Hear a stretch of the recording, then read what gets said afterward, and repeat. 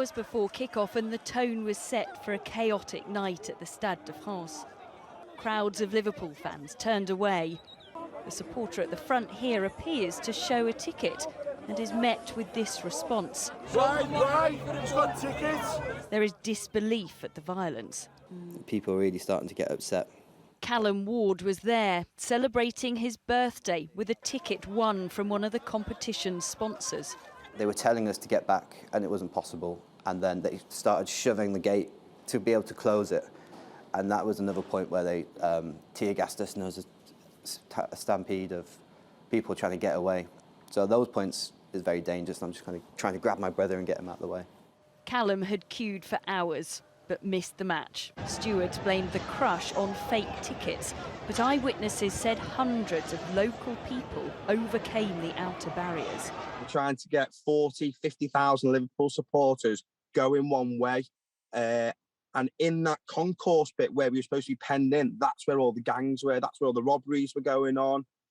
People were getting beaten up. It was honestly, it was something out of a war zone. After kick-off was delayed, officials initially blamed fans turning up late. This morning, the French government said as many as 40,000 Liverpool supporters arrived without tickets or with fakes and were poorly organised. There was not like a very clear journey from the fan zone to the stadium, no organised buses.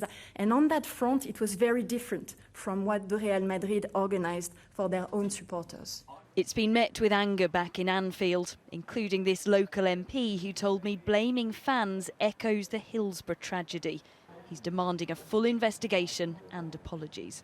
The really worrying thing is here, if they try and deflect the blame onto Liverpool supporters and Liverpool Football Club, they're not going to learn their lessons.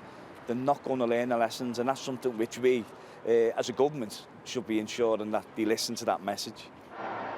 Fans lined Liverpool's streets last night to celebrate their domestic trophy wins, but it was bittersweet. They lost to Real Madrid on Saturday, so there was disappointment on the pitch and a debacle off it. Oh, Tessa is outside Anfield for us tonight. And Tessa, what has the club had to say about all of this? Hi, CL. Well, they've issued a statement and they said what happened outside the stadium was completely unacceptable, and they have requested a formal, independent, transparent inquiry into it. In the last hour as well, they've put out a message on social media asking fans to fill in an online form about their experiences. They'll be hoping that with photographs and videos will help paint the real picture.